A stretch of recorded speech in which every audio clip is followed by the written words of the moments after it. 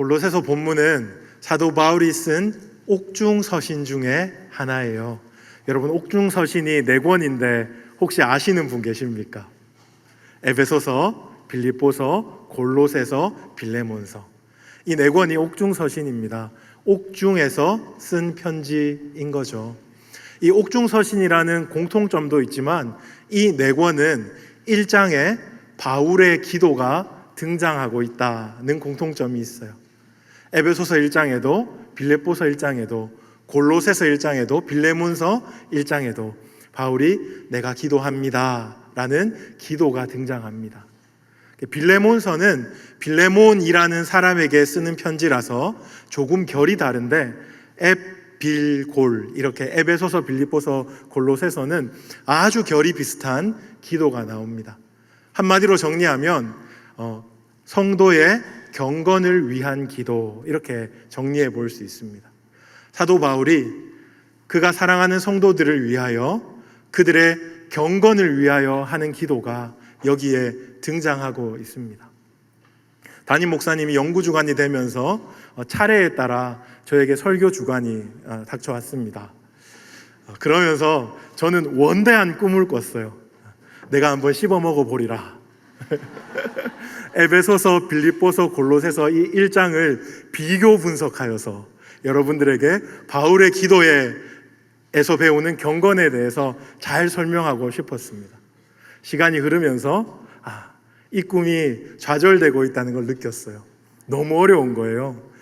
제가 만약에 에베소서, 빌립보서, 골로새서를 가지고 비교 분석하면서 여러분에게 설교를 한다면 아마 우리 모두가 미궁에 빠지겠구나, 이렇게 생각했습니다.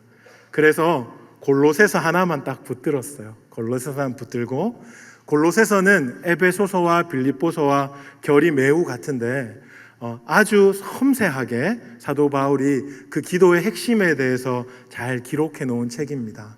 그래서 제가 골로새서를 가지고 여러분에게 사도 바울의 기도에 나타난 경건에 대해서 함께 나눌 텐데, 오늘 집에 가셔서 에베소서 1장과 그리고 빌립보서 1장도 같이 한번 살펴보시면 아마 큰 유익이 될 것 같아요. 오늘 사도 바울의 기도에서 배우는 경건, 크게 3가지를 우리가 함께 살펴보고자 합니다. 그 첫 번째는 하나님의 뜻을 아는 것입니다. 여러분께서 9장 하반절을 한번 보십시오. 9절 하반절을 한번 보십시오. 모든 신령한 지혜와 총명에 하나님의 뜻을 아는 것으로 채우게 하시고 라고 사도 바울이 기도하고 있습니다.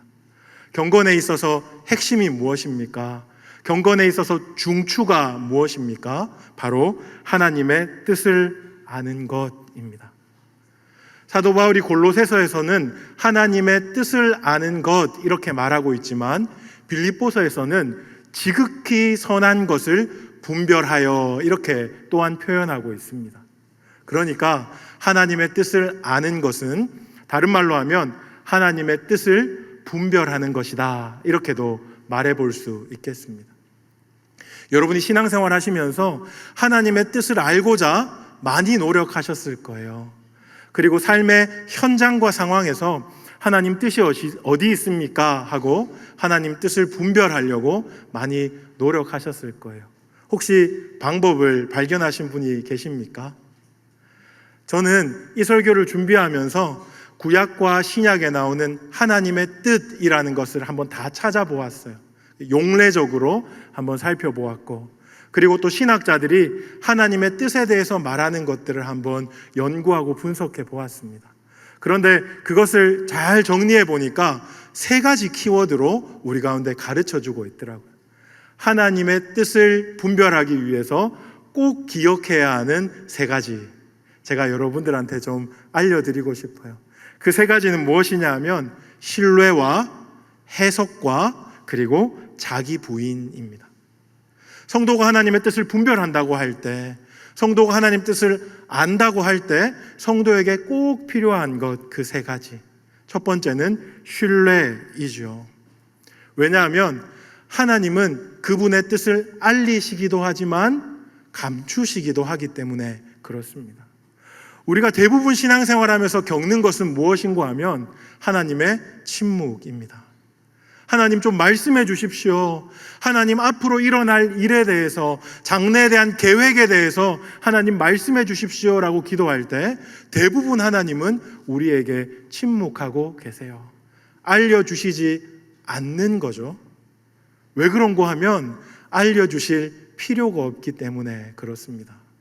어떤 사람은 이렇게 예언의 은사 혹은 영분별 하면서 하나님이 굳이 알려주지 않는 걸 알아내려고 엄청 노력하는 사람들이 있어요. 그런데 그것보다 훨씬 더 중요한 것은 무엇인가 하면 하나님이 알려주시지 않을 때 하나님이 알려주시지 않으므로 알려고 하기보다 그분을 신뢰하려고 하는 것이 중요해요. 하나님은 선하시고 자비하신 분이십니다. 하나님은 나의 미래에 대한 계획을 다 알고 계세요. 그분의 손에 내가 붙들려 있으므로 나는 안전하다, 나는 확실하다, 나는 흔들림이 없다, 그분은 실수하지 않는다 하는 것을 신뢰하는 것이 하나님의 뜻을 분별하는 것의 시작입니다. 우리가 해야 할 것은 무엇인가 하면 모든 것이 합력하여 선이 되게 하시는 하나님을 신뢰하는 겁니다. 여러분이 하나님의 뜻을 알고 싶고 하나님의 뜻을 분별하고 싶을 때 여러분 가장 먼저 기억해야 하는 것은 하나님은 선하시되 무조건 선하시다. 하나님은 나보다 나를 더 많이 사랑하시는 분이시다. 하나님은 나를 위해서 크고 놀라운 뜻과 계획을 가지고 계시다 하는 것을 신뢰하는 거예요. 보이지 않아도 들리지 않아도 상관없습니다. 하나님을 신뢰하는 것, 그것이 첫 번째입니다. 그런가 하면 두 번째는 뭐였어요? 해석입니다. 해석. 무엇을 해석하는 것인가 하면 바로 이 기록된 성경을 해석하는 거예요. 하나님께서 우리에게 성경을 주셨어요. 이 성경은 하나님의 드러난 뜻입니다.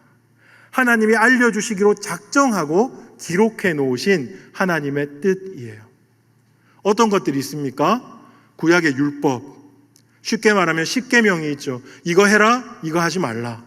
너무나 명확하게 알려주고 있죠. 간음하지 마라, 도둑질하지 마라, 이웃을 사랑해라, 그렇게 알려주고 있으면 그 뜻을 우리가 알 수 있게 되는 겁니다.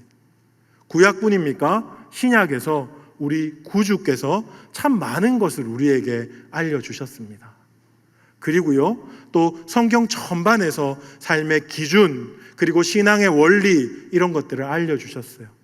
우리가 이것을 잘 마음에 수납하고 이것대로 행하는 것, 이것이 중요합니다. 그런데 문제는 무엇입니까? 우리 삶과 이 말씀이 1대1로 매칭이 안 될 때가 많다는 거예요. 성경 말씀 너무 잘 알고 있는데 그래서 나의 삶의 현장에서 지금 이 순간 내가 무엇을 해야 합니까? 라는 것을 잘 발견하지 못할 때가 있다는 거예요. 그래서 해석의 능력이 필요합니다. 성경을 붙들고 씨름하는 겁니다.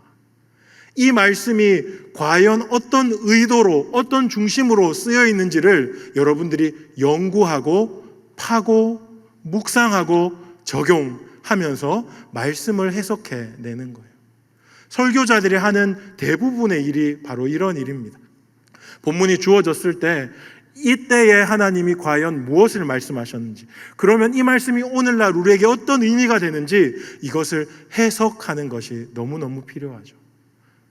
여러분, 말씀을 해석하기 위해서 공부하셔야 됩니다. 성경 공부, 여러분이 신앙훈련학교 이런 거 통하여서 성경을 어떻게 해석하는 것이 바른 해석 방법인가, 이런 것들 여러분들 배우셔야 해요. 뿐만 아니라 성령의 조명을 받아 성경이 열리도록 간절히 기도해야 하겠습니다. 아무튼 이 성경을 붙들고 씨름하는 것, 이 해석이 하나님의 뜻을 알아가는, 하나님의 뜻을 분별하는 아주 중요한 통로가 되는 겁니다. 제가 여러분들에게 신뢰와 해석, 그리고 한 가지 더 말씀드렸죠. 자기 부인입니다. 자기 부인. 하나님의 뜻을 아는 것과 자기 부인은 도대체 무슨 상관관계에 있습니까? 이렇게 질문하시는 분 계실지도 모르겠어요. 하지만 뗄래야 뗄 수 없는 아주 긴밀한 연결고리가 있습니다.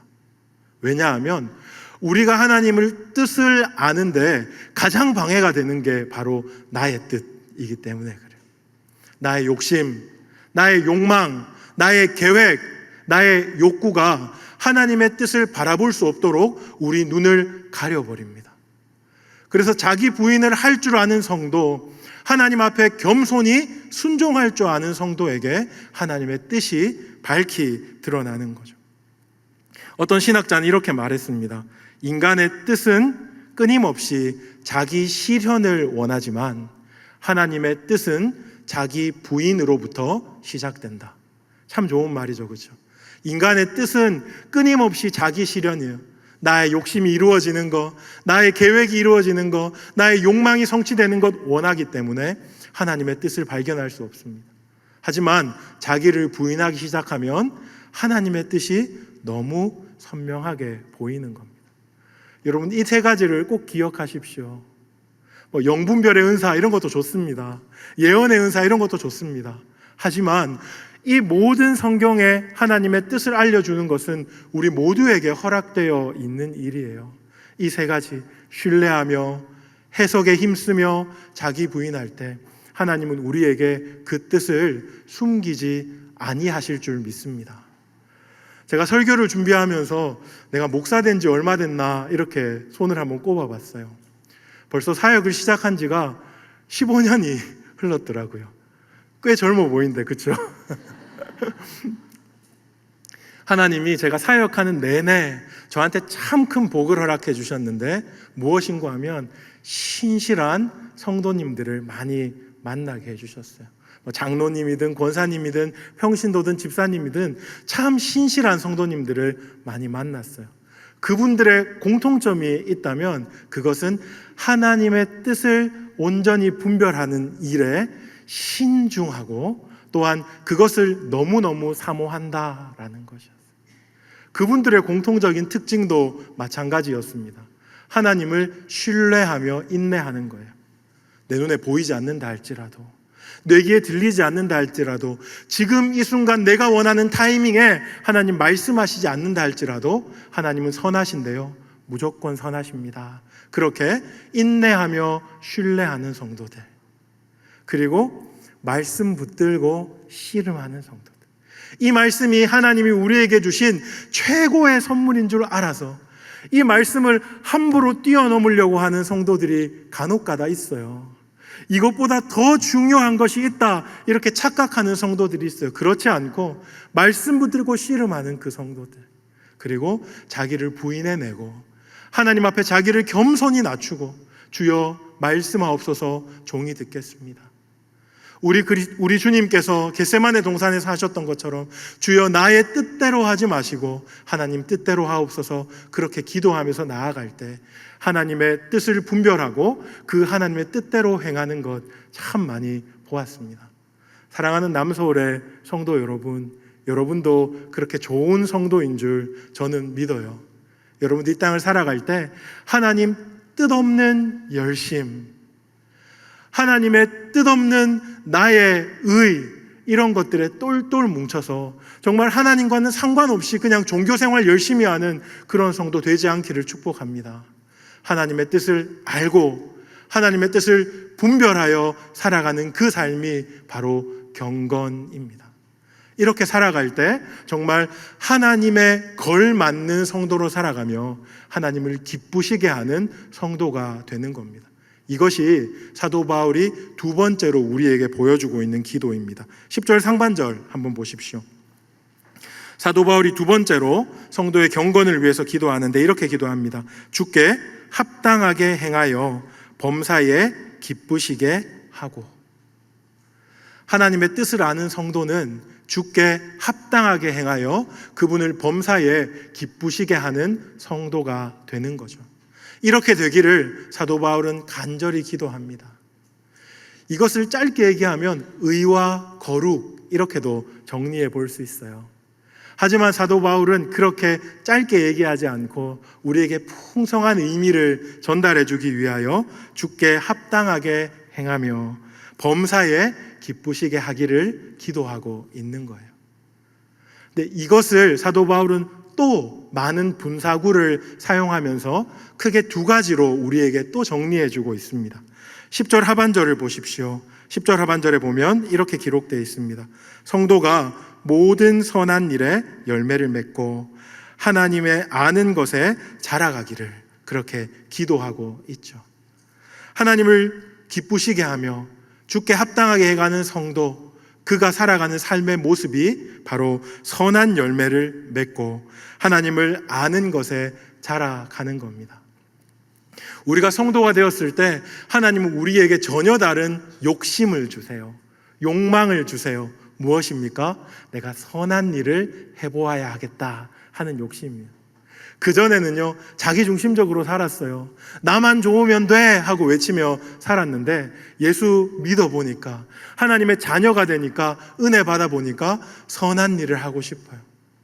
나를 죽이고 다른 사람을 살리고 교회와 세상을 위해서 헌신하고 싶은 그런 욕심이 생기는 겁니다. 하지만 여러분, 성도로 이 땅을 살아갈 때 우리가 그러한 선한 일에 대한 갈망, 선한 일에 대한 그런 소원이 생겼지만 끝까지 가지 못할 때가 너무나 많이 있죠.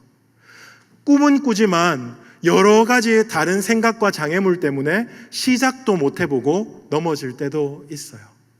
그리고 어떻게 시작은 했지만 또한 여러 가지 다른 생각들에 우리가 빼앗겨서 선한 일을 끝까지 완주해내지 못할 때, 완수해내지 못할 때도 너무나 많이 있습니다. 그래서 사도 바울은 이렇게 기도하는 겁니다. 선한 일에 열매를 맺고 끝까지 해내는 거예요. 하나님이 기뻐하시는 지점까지 나아가는 겁니다. 그렇게 하기 위해서 몸부림치고 애를 쓰고 힘을 쓰며 살아가는 성도가 되기를 바라는 거예요. 그렇게 하면 하나님께서 우리 가운데 은혜 주셔서 열매 맺게 하세요. 우리가 포기하지 않고 물러서지 않고 타협하지 않고 그렇게 나아가면 하나님은 마침내 열매를 맺게 하십니다. 그래서 참 많은 귀한 열매들이 맺히게 하세요. 근데 그것뿐만 아니라 또 정말로 아름다운 열매를 맺게 하시는데, 그것이 바로 하나님을 아는 것에 자라가는 것입니다. 이 선한 일의 열매를 맺는 것과 하나님을 아는 것에 자라가는 그 일은 뗄 수 없는 한 가지의 양면입니다. 이것을 빌립보서에서는 사도 바울은 의의 열매를 맺어 하나님께 영광과 찬송이 되게 하기를 원하노라 라고 기도하고 있어요. 선한 일을 하면서 씨름하며 몸부림치며 포기하고 물러서지 않겠다고 다짐할 때 하나님께서 우리로 하여금 열매를 맺게 하시는데, 그 무엇보다 하나님이 어떤 분인지 알고 하나님의 영광을 경험하고 하나님의 크심과 그 선하심과 아름다움을 알게 하시는 지점으로 데리고 가신다 하는 겁니다. 주 안에서 사랑하는 여러분, 주님께서 여러분에게 선한 일에 대한 욕심을 주실 때가 분명히 있을 거예요. 내가 이것 하나님과 그의 나라를 위해서 해보아야겠다라고 하나님께서 마음에 도전을 주실 때가 있습니다. 여러분, 포기하지 마십시오. 물러서지 마십시오. 현실의 한계들이 막 닥쳐오고 안 해야 될 이유들이 많이 떠오른다 할지라도 여러분 타협하지 마십시오. 그리고 나아가십시오. 그러면 하나님께서 반드시 열매를 맺게 하실 텐데, 단지 열매만 맺게 하실 뿐만 아니라 여러분으로 하여금 하나님이 어떤 분인지를 알게 하실 거예요.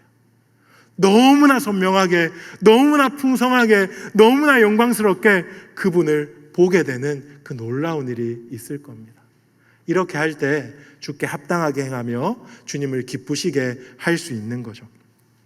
그런가 하면 또 두 번째로요, 11절 한번 보십시오.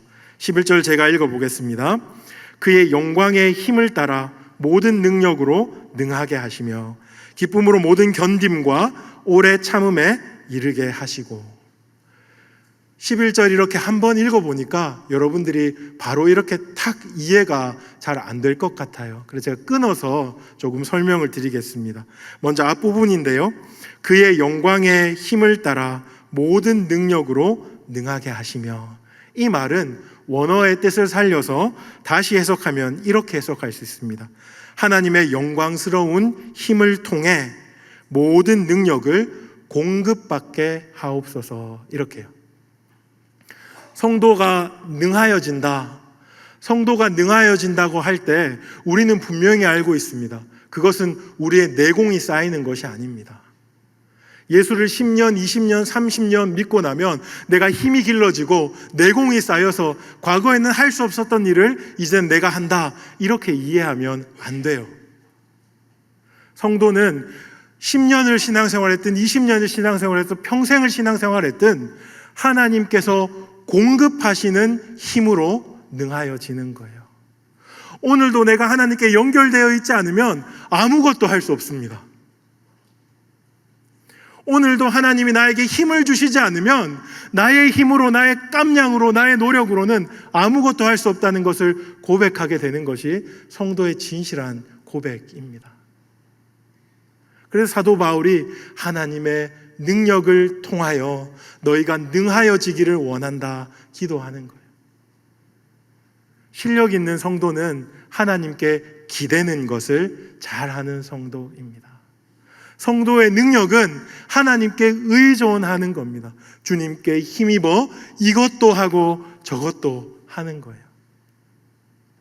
그런데 사도 바울이 계속해서 이렇게 얘기합니다. 주께 힘을 공급받아서 무엇하라고 하냐 하면 기쁨으로 모든 견딤과 오래 참음에 이르게 하시고 라고 말해요. 저는 사실 이 11절 하반절을 보고 조금 놀랐습니다. 하나님께서 힘을 주시면 위대한 일을 하고 특별한 일을 하고 놀라운 일을 하고 대단한 일을 해야 되잖아요. 그런데 고작 하나님이 주시는 힘으로 하라고 하는 것이 뭐냐면 견디고 오래 참는 일에 기쁨으로 하라, 이렇게 이야기하고 있습니다. 하지만 말씀을 깊이 연구해보고 또 묵상해볼 때 이것이 고작이 아니구나 하는 것을 깨달았어요. 세상은 우리에게 많은 거짓말을 해요. 많은 오해를 불러일으킵니다.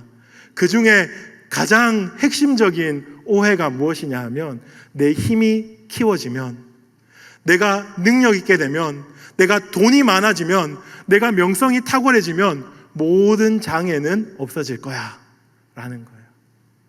지금은 내가 돈이 없기 때문에, 힘이 없기 때문에, 빽이 없기 때문에, 유명하지 않기 때문에 여러 가지 고난과 장애가 있지만 내가 돈을 조금 더 많이 가지면, 내가 조금 더 높은 자리에 오면 모든 고난과 장애는 없어질 거라고 착각하게 만들어요.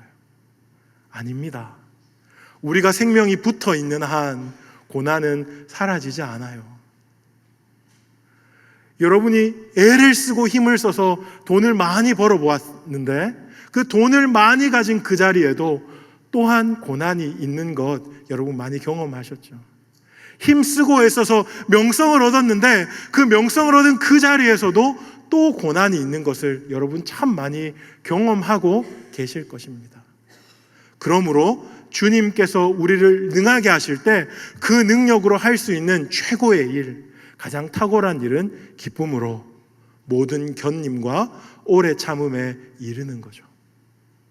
우리에게 닥치는 모든 고난, 모든 어려움, 모든 아픔과 모든 고통을 기쁨으로 이기는 것, 그것이 하나님이 우리에게 힘을 주시는 이유입니다. 주 안에서 사랑하는 여러분, 이 땅을 살아가는 그 누구나 절망할 권리는 있습니다. 좌절할 수 있는 자격이 있어요. 세상 살기가 이렇게 힘든데, 이렇게 팍팍한데, 내 뜻대로 되는 일이 아무것도 없는데 좌절도 하지 마라, 낙심도 하지 마라, 이렇게 가르치는 건 너무 잔인한 거잖아요. 그렇죠?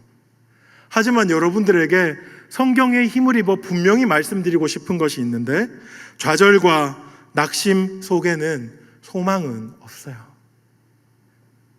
좌절과 낙심 속에 하나님을 사랑하고 이웃을 사랑할 수 있는 힘은 없어요. 그것을 극복해낼 수 있는 용기가 없어요. 하나님의 뜻을 발견할 수 있는 지혜가 없어요. 하지만 주 안에서 사랑하는 여러분, 하나님 속에는 그것이 있습니다. 하나님을 의지하면, 하나님으로부터 오는 힘을 받으면 모든 견딤과 오래 참음을 기쁨으로 할 수 있다. 오늘 성경이 우리에게 분명히 이야기해 주고 있습니다. 좌절하고 낙심하기보다 하나님을 의지하십시오. 좌절하고 낙심한 그 힘을 가지고 하나님 앞에 기어 나가세요. 하나님 도와주세요. 하나님 은혜 베풀어 주십시오. 그 하나님 앞에 나아갈 수 있기를 바랍니다. 느헤미야는 이렇게 말했습니다. 오늘은 성일이니 근심하지 말라. 여호와로 인하여 기뻐하는 것이 너희의 힘이니라. 하박국은 이렇게 말했어요. 나는 여호와로 말미암아 즐거워하며 나의 구원의 하나님으로 말미암아 기뻐하리로다. 우리가 그분을 의지할 때 주님의 힘을 통하여 그분의 능하게 하심으로 인하여서 모든 기쁨으로 견디고 오래 참게 될 줄로 믿습니다. 아멘. 마지막으로 한 가지만 더 볼게요. 12절에 보면 이제 사도 바울은 성도의 경건에 있어서 또 너무너무나 중요한 것을 이야기하는데 그것이 바로 감사입니다. 감사. 12절 제가 한번 읽어보겠습니다. 우리로 하여금 빛 가운데서 성도의 기업의 부분을 얻기에 합당하게 하신 아버지께 감사하게 하기를 원하노라. 나는 너희가 성도답게 경건에 힘쓰며 살아가기를 원하는데 그것의 핵심 자리에 감사가 있다라고 알려주는 거죠. 조금 과하게 말하면 성도는 감사하는 존재입니다.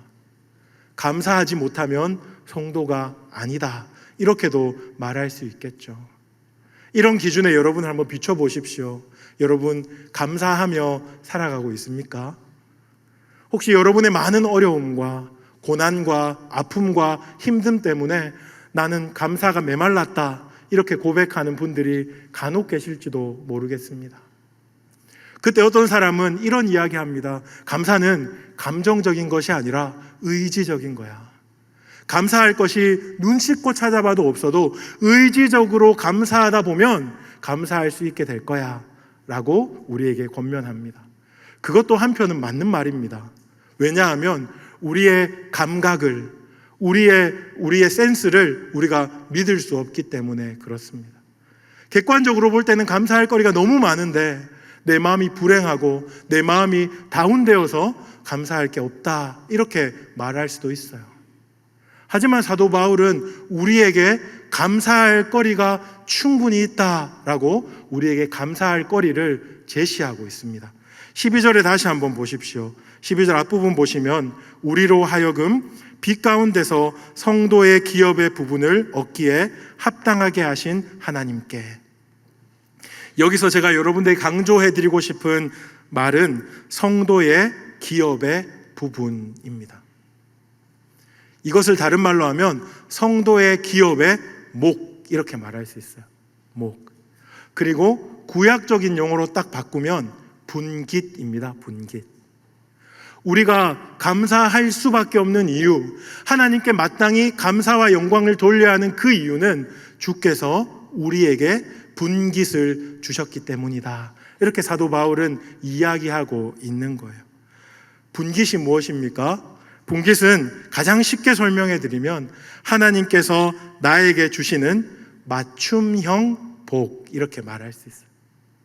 나를 가장 잘 아시고 나를 가장 깊이 이해하시고 나를 만드시고 나를 나보다 더 사랑하신 하나님께서 우리에게 맞춤형 복을 주시는데 그것을 분깃이다, 이렇게 말할 수 있겠습니다. 하나님은 우리에게 이러한 복들을 주셨어요. 믿으십니까? 아멘. 근데 그 복 중에 가장 탁월한 복, 맞춤형 복인데 모든 사람에게 주신 복이 있는데 그 복은 바로 예수 그리스도입니다. 예수 그리스도. 오늘 사도 바울은 12절에 성도의 기업의 부분을 이야기하시고 이것이 무엇인지를 13절과 14절에서 부연 설명하고 있어요.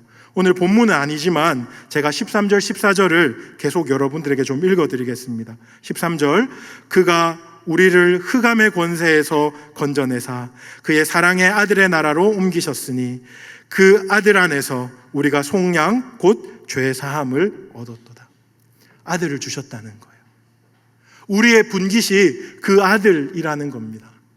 저는 이 부분을 해석하고 묵상하는데 찬양이 터쳐나왔어요. 나의 영원하신 기업 생명보다 귀하다, 이런 찬양이에요. 그분이 나의 분깃이 되시는구나. 그분이 나의 기업이시구나. 다윗은요, 시편에서 계속 끊임없이 반복적으로 주님이 나의 포션입니다. 주님이 나의 분깃입니다. 주님이 나의 기업입니다. 고백하고 찬양해요. 우리에게 주신 가장 좋은 기업, 그분이 예수 그리스도이십니다. 우리는 과거에 죄인이었습니다. 우리가 죄 가운데 있을 때 우리는 소망도 없고 미래도 없었습니다. 놀랍게도 소망도 없고 미래도 없다는 걸 몰랐어요. 나는 썩 괜찮은 사람이라고 착각하면서 소망이 없는 인생을 살아갔어요.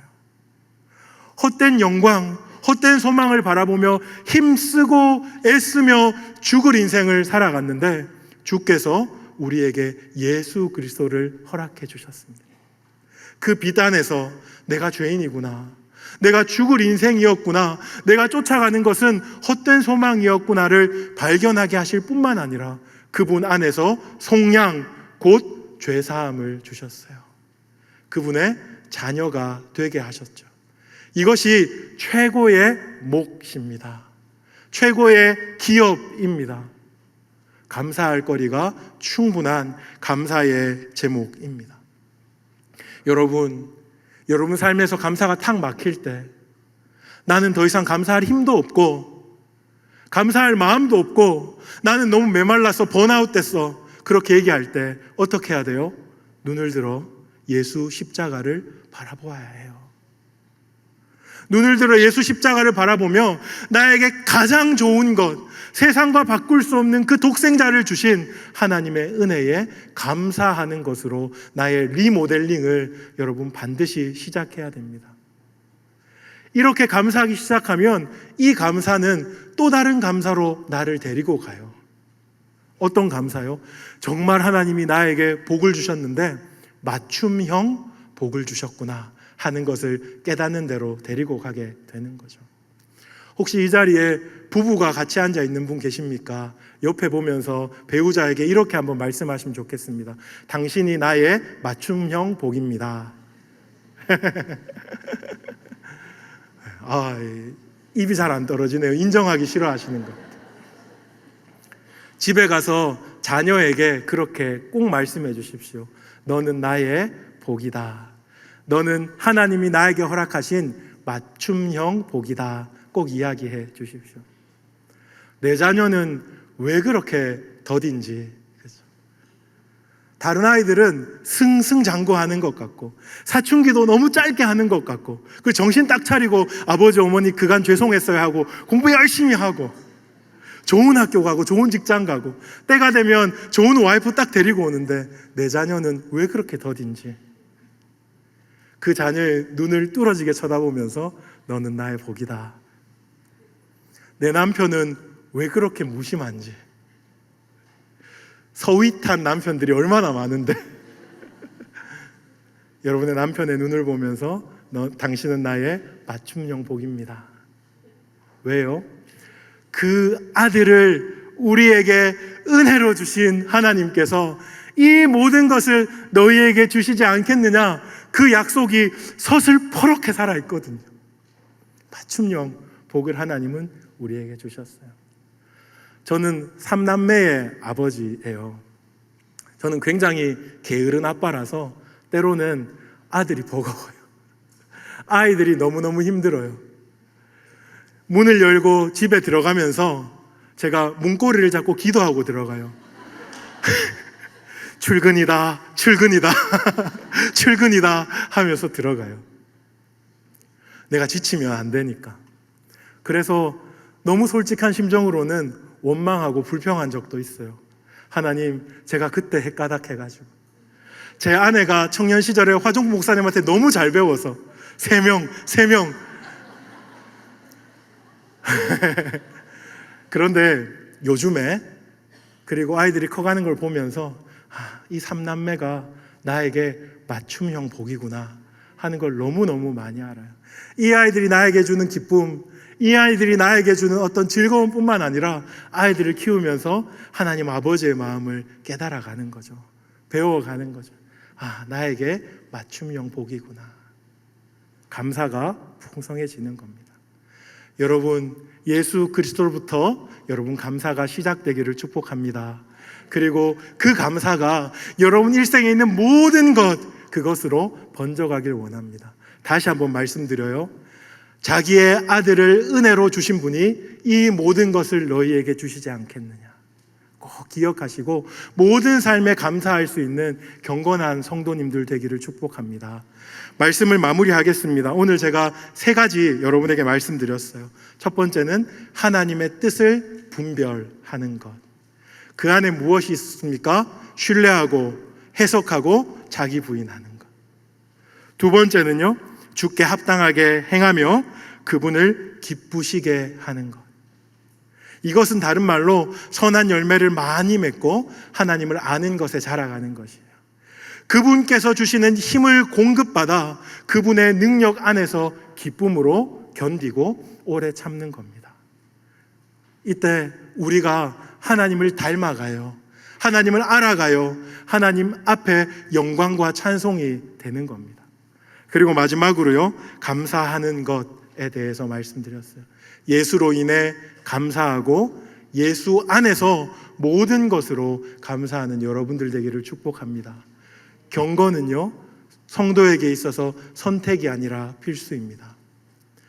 세상에서 추구하고 세상에서 가르치는 것은 이 세상으로 끝이 납니다. 아니요, 이 세상으로 끝이 난다고 말하기보다 훨씬 더 한시적이고 제한적이에요. 잠시 잠깐으로 끝나요. 하지만 경건은 금생과 내생에 유익이 있습니다. 이 경건을 통하여서 하나님을 아는 것에 자라가고 하나님을 더 사랑하고 하나님과 동행하고 하나님과 함께 사역하며 그분의 영광에 참여하는 우리 모두가 되기를 축복하고, 그렇게 살아주셔서 이 남서울교회가 경건한 성도, 너무너무나 아름다운 성도들로 가득하기를 주님의 이름으로 축복합니다.